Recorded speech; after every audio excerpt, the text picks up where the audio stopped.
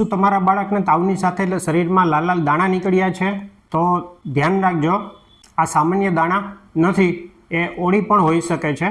અને એક નાનકડી ભૂલ બાળકને સીધા હોસ્પિટલના આઈસીયુમાં દાખલ કરી શકે છે. ઘણા માતા પિતા શરૂઆતના સામાન્ય લક્ષણોને સામાન્ય તાવ સમજી અને અવગણતા હોય છે, અને જ્યારે સાચું કારણ ખબર પડે ત્યાં સુધીમાં ઘણું મોડું થઈ ગયું હોય છે. આજે હું તમને સ્પષ્ટ રીતે સમજાવીશ કે ઓળીને કઈ રીતે ઓળખવો અને કઈ 5 ભૂલો બિલકુલ ન કરવી કે જેથી બાળક ગંભીર ન બને. આ વિડીયો અંત સુધી જોજો, કારણ કે હું એક એવી મહત્ત્વની વાત કરીશ જે દરેક માતા પિતાએ જાણવી જરૂરી છે. આ વિડીયોને વધુને વધુ શેર કરજો. તમારું એક શેર કોઈ બાળકનો જીવ બચાવી શકે છે. તમને કોઈ પણ પ્રશ્ન હોય તો કોમેન્ટમાં પૂછી શકો છો, હું એનો જાતે જ જવાબ આપીશ. હું છું ડૉક્ટર ધર્મેશ ગોહેલ, નવજાત શિશુ તથા બાળરોગ નિષ્ણાંત. મારી હોસ્પિટલનું નામ છે નક્ષત્ર બાળકોની હોસ્પિટલ, અને મારી હોસ્પિટલ રાજકોટમાં આવેલી છે, ઢેબર રોડ ઉપર, નાગરિક બેંક ચોક પાસે. હવે આપણે વાત કરીએ કે આ ઓળી છે શું. તો આ માત્ર તાવ નથી, પણ એ શરીરને અંદરથી નુકસાન કરે છે અને બાળકની રોગપ્રતિકારક શક્તિને સાવ નબળી બનાવી દે છે, અને એના કારણે એમને બીજા પણ ઘણા બધા ઇન્ફેક્શનો લાગી શકે છે, અને આ રોગના ઘણા બધા કોમ્પ્લિકેશન્સ થઈ શકે છે. અને 5 વર્ષથી જે નાના બાળકો હોય એના મૃત્યુ થવામાં આ ઓળી એક બહુ મોટું કારણ છે. ઓળી જે છે એ એક પ્રકારના વાયરસથી થતો રોગ છે. કોઈ પણ બાળકને આ વાયરસનું ઇન્ફેક્શન હોય અને એ છીંક ખાય કે ઉધરસ ખાય તો આ જે વાયરસ જે છે એ બાળકમાંથી વાતાવરણમાં ફેલાય, અને ત્યાં હાજર જો બીજું કોઈ બાળક હોય અને એ બાળકના શ્વાસની અંદર આ વાયરસનો પ્રવેશ થાય, અને એવી રીતે બીજા બાળકને પણ આનો ચેપ લાગી શકે છે. એકવાર જો કોઈ બાળકને ઓળી હોય અને એણે છીંક કે ઉધરસ ખાધી હોય તો એના પછી 1 કલાક સુધી આ વાયરસ વાતાવરણની અંદર જ જીવતો રહે છે. એટલે 1 કલાકની અંદર જો કોઈ બાળક એ રૂમમાં પ્રવેશે અને એ શ્વાસ લે તો એવા બાળકને પણ આનું ઇન્ફેક્શન, આનો ચેપ લાગી શકે છે. એટલી હદે આ ચેપી રોગ છે. હવે એકવાર આ વાયરસ બાળકના શ્વાસની અંદર પ્રવેશ કરે પછી શ્વસન તંત્રની જે અંદરની ત્વચા હોય, નાકની અંદરની ત્વચા છે, શ્વાસનળીની અંદરની ત્વચા છે, ફેફસાની અંદરની ત્વચા છે, એની અંદર આ વાયરસનું ઇન્ફેક્શન લાગે અને આ અંદરની ત્વચાનો એ નેક્રોસિસ એટલે કે નાશ કરે. એટલી હદે આ ખતરનાક વાયરસ છે. આ ઓળીમાં શું લક્ષણો જોવા મળે? તો જો આ લક્ષણો જોવા મળે તો તરત જ ચેતી જજો. જો મોડું કરશો તો મુશ્કેલી વધી શકે છે. શરૂઆતમાં બાળકને સામાન્ય લક્ષણો જોવા મળતા હોય છે.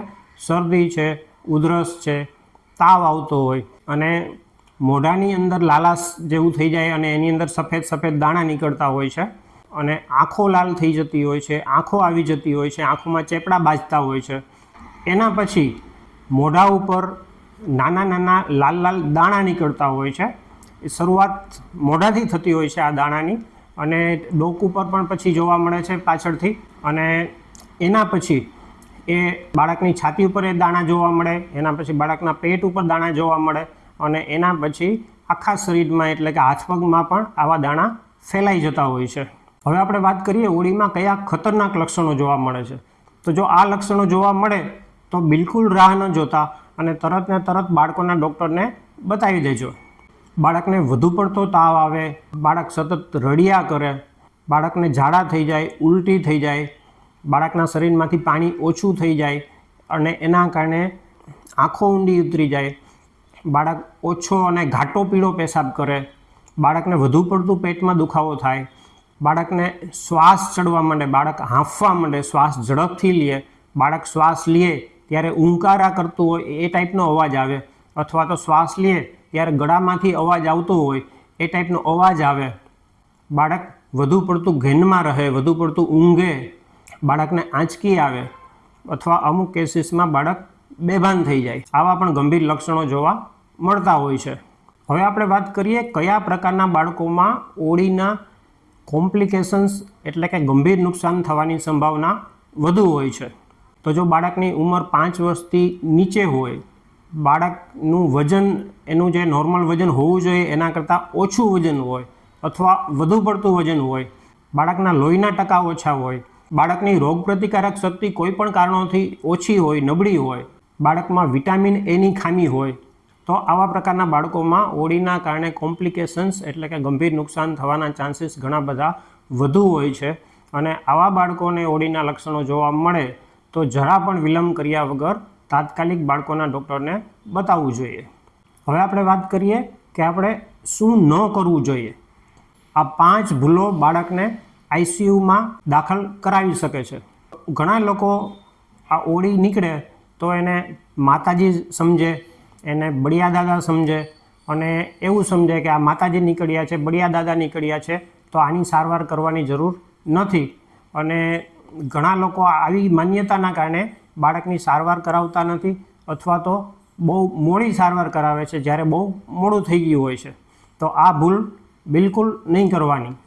ઘણા લોકો ઘરેલું ટોટકા કરતા હોય છે, માનતા રાખતા હોય છે, તો આવું બધું નહીં કરવાનું. ને ઇનકેસ કરવું હોય તો પણ બાળકોના ડૉક્ટરને તો બતાવી જ દેવું.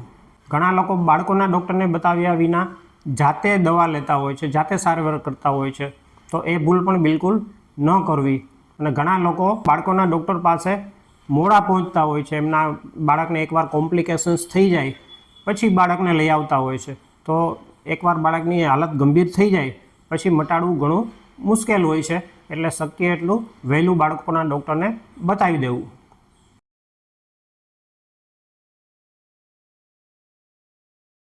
જો આ વિડીયો આપને પસંદ આવ્યો હોય તો ચોક્કસથી લાઈક કરજો અને વધુમાં વધુ શેર કરજો, જેથી આ ઉપયોગી માહિતી વધુને વધુ લોકો સુધી પહોંચી શકે.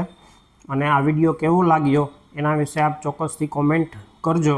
અને આવા જ પ્રકારના ઉપયોગી વિડીયો માટે મારી ચેનલને સબસ્ક્રાઈબ કરવાનું ના ભૂલતા. નમસ્કાર મિત્રો.